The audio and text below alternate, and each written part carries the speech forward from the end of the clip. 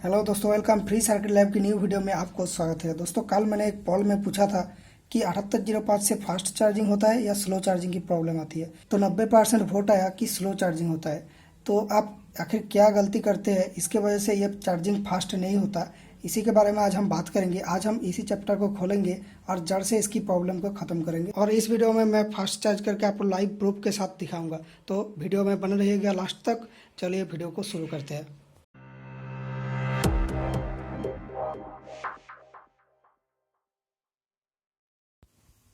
दोस्तों, मेरा सर्किट देखिए। यहाँ पर जो है मेरा 12 वोल्ट की सप्लाई, ये है माइनस, ये टेप लगा हुआ, और ये है प्लस। और इससे एक फैन कनेक्टेड है। ये बहुत ही हीट होता है, तो इस हीट को ब्लो अप करने के लिए ये ब्लोअर फैन मैंने कनेक्ट करके रखा। अब ये माइनस जो है ये डायरेक्ट कनेक्टेड है और प्लस जो है खुला हुआ है। तो इसको मैं मल्टीमीटर के अंदर से कनेक्ट करूँगा। मल्टीमीटर मेरा यहाँ पे है और ये मल्टीमीटर का केबल ये 3 नंबर की पोर्ट पे, जो 10 एम्पियर वाला पोर्ट पे है। ओके, अब जैसे इसको कनेक्ट करेंगे तो देखिए कितना मिली एम्पियर ये ले रहा है। आपको दिखाई नहीं दे रहा है। दोस्तों देखिए, जैसे ही मैं यहाँ पे कनेक्शन दूंगा तो ये कितना करंट ले रहा है, देखिए।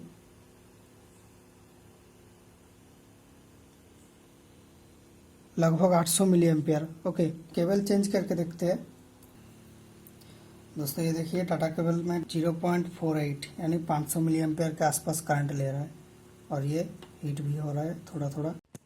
और दोस्तों, ये पावर बैंक की जो छोटा केबल है इसमें फास्ट चार्जिंग 800 मिली एम्पियर ले रहा है, और जो कंपनी का बड़ा डाटा केबल है इसमें 500 मिली एम्पियर ले रहा है। आखिर इन दोनों में क्या डिफरेंस है और किस वजह से ये छोटा केबल फास्ट चार्जिंग कर रहा है और बड़ा केबल नहीं कर रहा है, आइए देखते हैं।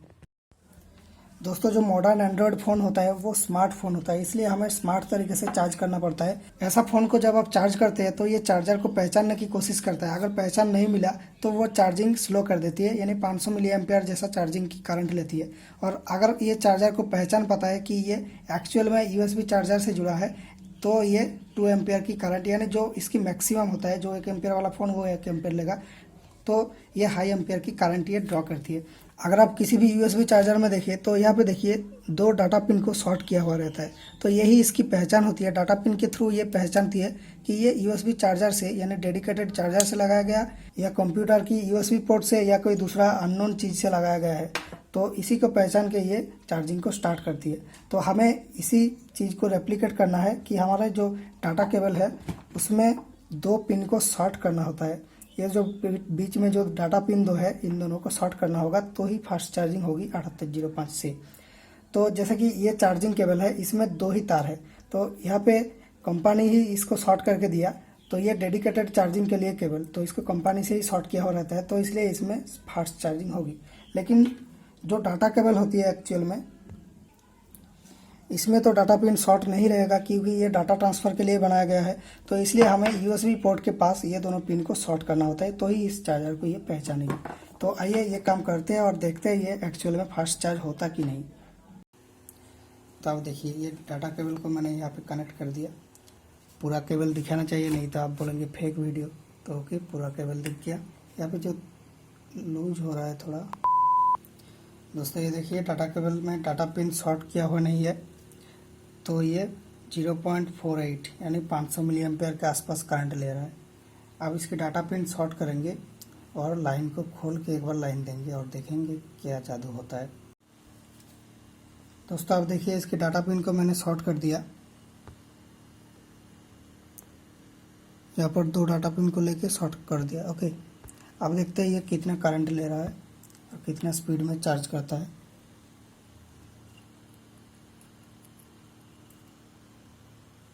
देखिए 1 एम्पियर के ऊपर है, तो ये डाटा पिन ही इसकी चार्जर की पहचान होती है। इसको आप शॉर्ट करेंगे तो स्पीड चार्ज होगी, और इसको खोल देंगे तो स्पीड चार्ज नहीं होगी। तो इसको खोल के भी मैं एक बार दिखा देता हूँ आपको।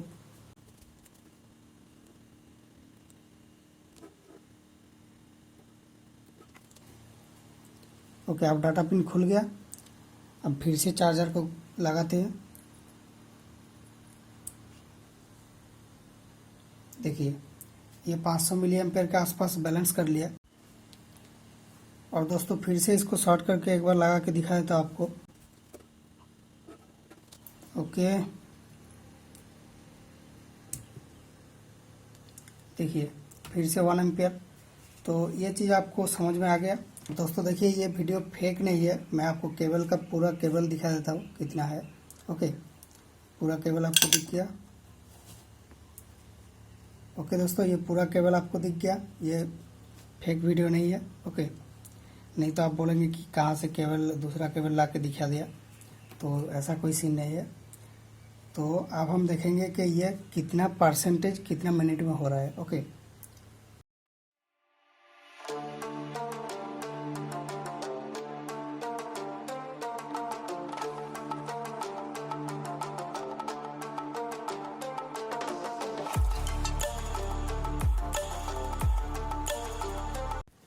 तो दोस्तों आपने इसकी लाइव प्रूफ देखा कि ये लगभग 1 मिनट में 1% हो रही है। तो आप अगर इसको करंट को ज़्यादा करना चाहते हैं या 2 एम्पियर करना चाहते हैं तो यहाँ पे आपको 2 आईसी पैरेलल में लगाना पड़ेगा, यानी सेम पिन को एक साथ जोड़ना पड़ेगा 2 आईसी का। ओके, तो अभी 4:28 यानी 4:30 बज रहा है रात को। तो अभी मैं वीडियो शूट कर रहा हूँ। तो ये आपका प्यार का ही ताकत है जो मुझे इतना मेहनत कराती है, और इस बात पे एक लाइक तो बनता है यार। और आप अगर इस चैनल को सब्सक्राइब नहीं किया, आप सब्सक्राइब कर लेना। मैं आपके लिए ऐसे ही हार्ड वर्क करता रहूँगा और ऐसा ही इंटरेस्टिंग वीडियोज लाता रहूँगा। ओके, और अभी देखो बात करते करते इसकी परसेंटेज भी बढ़ता जा रहा है। तो आपको ये लाइव प्रूफ मिल गया कि ये वीडियो फेक नहीं, ये वीडियो रियल है। और इस 7805 में सच में दम है। ये आपका फ़ोन को चार्ज कर सकता है फास्ट चार्ज। तो ये छोटा सा हैक करने के बाद दोस्तों अगर मेरा ट्रिक काम ना करे तो आप ये 2-3 चीज़ें करके देख सकते हैं। जैसे आपका यूएसबी पोर्ट को चेक करें, वो लूज हो रहा है कि नहीं। अगर लूज हो रहा है तो ओरिजिनल पुराना चार्जर से, जो ओरिजिनल कंपनी की तरफ से आता है, उन सब चार्जर से यूएसबी पोर्ट को खोल के लगा के चेक कर सकते हैं। दूसरा चीज़ है आप केबल की क्वालिटी चेक करें। अगर चाइना केबल है तो उसमें रेजिस्टेंस ज़्यादा होती है और वो फास्ट चार्जिंग नहीं कर पाता, यानी ज़्यादा लोड नहीं ले पाता। तो आप ओरिजिनल केबल लगा के चेक कर सकते हैं। और तीसरी जो चीज़ें हैं ये सबसे सिंपल है। एक पावर बैंक की केबल खरीद लीजिए मार्केट से, 30 रुपये में आ जाता है ये छोटा वाला केबल। और उसको आप काट दीजिए, तो यूएसबी पोर्ट का भी ज़रूरत नहीं है।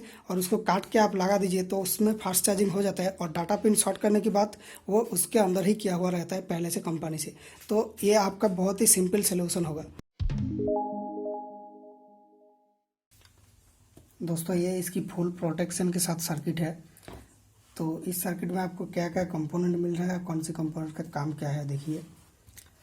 यहाँ पर आपका इनपुट लाइन आ गया। यहाँ से एक फ्यूज है 2 एम्पियर का, ये सेफ्टी के लिए, क्योंकि यहाँ पर आप फ़ोन कनेक्ट करने वाला है। कोई ऐसा चीज़ नहीं है कि जल गया तो कोई मतलब नहीं है, तो इसलिए आपका सेफ्टी का ऊपर ध्यान देना होगा। तो यहाँ पर देखिए पहले मिल रहा है फ्यूज, उसके बाद एक डायोड है, ये पोलैरिटी प्रोटेक्शन डायोड। अगर आप यहाँ पे प्लस माइनस गलत लगा देते हैं तो यहाँ पे करंट नहीं घुसेगा, सही लगाएंगे तो ही करंट जाएगा, तो ये आईसी ख़राब नहीं होगा और फ़ोन में भी सही पोलैरिटी की वोल्टेज जाएगी। तो ये पोलैरिटी प्रोटेक्शन। उसके बाद ये आपका 7805 आईसी है। उसके बगल में ये 2 कैपेसिटर लगाया जाता है। एक है 0.33 माइक्रोफैराड, इसकी कोड होता है 334 पीएफ कोड, और ये है 0.1 माइक्रोफैराड, ये 104। ये क्या करती है, बेसिकली इस आईसी के ऑपरेशन को स्टेबिलिटी देता है। हाई फ्रीक्वेंसी की जो नॉइज होती है उसको ये फिल्टर कर देती है और ये फ़ोन में स्टेडी करंट जाती है। और यहाँ पर एक 470 माइक्रोफैराड की कैपेसिटर है, ये भी स्टेबिलिटी के लिए है। अगर लार्ज स्केल पे फ्लक्चुएशन देखने को मिले तो ये कैपेसिटर ये फ्लक्चुएशन को रोकेगा और इसको स्टेबिलिटी देगी, मोर स्टेबिलिटी के लिए। ओके, ज़्यादा स्टेबिलिटी के लिए। और यहाँ पर जो डायोड है D2, ये भी इस आईसी की प्रोटेक्शन होती है। यहाँ पर जो आपने बड़ा कैपेसिटर लगा दिया 470 माइक्रोफैराड, ये इस प्रॉब्लम को क्रिएट करती है। जब यहाँ पे करंट दे के यहाँ पे आप लोड नहीं देते तो ये कैपेसिटर चार्ज होकर रहता है। उसके बाद इसकी लोड को, इसकी यहाँ पे लोड नहीं है और इसको आपने पावर सप्लाई से हटा लिया, तो ये जो कैपेसिटर है ये डिस्चार्ज होना चाहिए इस आईसी के थ्रू। तो यहाँ पर आईसी ख़राब हो सकती है क्योंकि ये ज़्यादा वैल्यू की कैपेसिटर है, इसके अंदर ज़्यादा पावर है इस आईसी को ख़राब करने जैसा। ओके, इसलिए ये जो कैपेसिटर है ये जैसे इस आईसी के अंदर से डिस्चार्ज ना हो, इसलिए इस डायोड को लगाया जाता है जो कि इस आईसी को बाईपास कर देती है। ओके, तो ये भी एक प्रोटेक्शन है। उसके बाद ये जो आपका सबसे वाइटल प्रोटेक्शन है, ये आपका ऐसा एक प्रोटेक्शन जो कि 5.3 वोल्ट से अगर ऊपर जा गया ये वोल्टेज तो ये प्रोटेक्शन ट्रिगर हो जाएगी और ये इस फ्यूज को उड़ा देगा। तो बेसिकली कब 5 वोल्ट से ज़्यादा आएगी, जब आपका मान लीजिए ये 2 नंबर की ग्राउंड पिन खुल गया तो यहाँ पर 5 वोल्ट से ज़्यादा आ जाएगी। और हो सकता है आपका ये आईसी फेल हो जाए। फेल मतलब शॉर्ट सर्किट फेल, जो ये 1 और 3 नंबर के बीच में शॉर्ट सर्किट बन जाता है। ये फेल्यूर अगर होता है तो यहाँ पे आपका इनपुट वोल्टेज के सेम पावर यहाँ पे मिल जाएगी, तो ये सेम वोल्टेज यहाँ पे जाएगी, मतलब यहाँ पे आप 12 वोल्ट दिया, यहाँ पे भी 12 वोल्ट रहेगी, तो आपका फ़ोन डेफिनेटली जल जाएगा। तो इसलिए ये प्रोटेक्शन सर्किट को मैंने बनाया। यहाँ पर ये जो सर्किट को मैंने यहाँ पे फ्रेशली ड्रॉ किया। यहाँ पे जो एक फ्यूज है ये इस तरफ है, ये जो फ्यूज है। तो इस सर्किट में बेसिकली क्या रहता है, एक पावर ट्रांजिस्टर रहता है जो MJE 13001 का, या फिर 13003 भी लगा सकते हैं। यह एक जेनर डायोड होती है, ये 4.6 वोल्ट का 4V6 लिखा हुआ रहेगा, ऐसा 4V6। तो 4.6 वोल्ट का जेनर डायोड, फिर एक 10 ओम की रजिस्टर, 10 ओम यहाँ पे मैंने लिख दिया, 10 ओम की रजिस्टर, और एक ये ट्रांजिस्टर की बेस में गया। ओके, तो ट्रांजिस्टर की ऐसा सिस्टम होता है कि बेस में 0.7 वोल्ट आने पे ट्रांजिस्टर ऑन होती है। तो इस पॉइंट से इस पॉइंट के बीच में 0.7 वोल्ट मिल गया, और इस पॉइंट से इस पॉइंट के बीच में 4.6 वोल्ट आने पे ही ये जेनर कंडक्ट करने लगेगी। तो अगर यहाँ पे 5.3 वोल्ट टोटल आ गया, 4.6 प्लस 0.7 टोटल 5.3 के ऊपर अगर जा गया ये वोल्टेज, तो ये दोनों चीज़ ऑन हो जाएगी, ये जो जेनर डायोड भी ऑन होगी और ये ट्रांजिस्टर भी ऑन हो जाएगी। तो ये कलेक्टर को बेसिकली ग्राउंड के साथ शॉर्ट कर देगा, और यहाँ पे आपका जो USB इधर लगा हुआ है इस पर करंट नहीं जाएगी, और ये तुरंत इस फ्यूज को उड़ा देगा और इस सर्किट को, यानी आपका जो फ़ोन को ये बचा लेगा। तो ये एक इनक्रेडिबल प्रोटेक्शन है। तो आप जब सर्किट बनाएंगे इन सारे प्रोटेक्शन के ऊपर ध्यान दीजिए, नहीं तो कोई भी यूट्यूबर आपको नहीं बताता है कि ऐसा प्रोटेक्शन आपको लगाना होता है, क्योंकि उनका मकसद होता है कि बस करके दिखा दिया और कुछ नहीं है। आपका क्या जाएगा, क्या नुकसान होगा, उसके ऊपर उनका कुछ नहीं है। वो लोग तो 5-10 सेकंड या 1 मिनट चार्ज करके दिखा देता है फ़ोन को। अगर आप लॉन्ग टाइम के लिए यूज करते हैं तो कभी भी ये फेल हो सकती है, कभी भी हादसा हो सकता है। तो इसलिए इन सब प्रोटेक्शन को आप ध्यान रखना। दोस्तों ये रेगुलेटर लीनियर रेगुलेटर होता है। ये जो वोल्टेज आप कन्वर्ट कर रहे हैं 12 वोल्ट से 5 वोल्ट, तो बाकी 7 वोल्ट को ये नष्ट कर देती है हीट के फॉर्म में।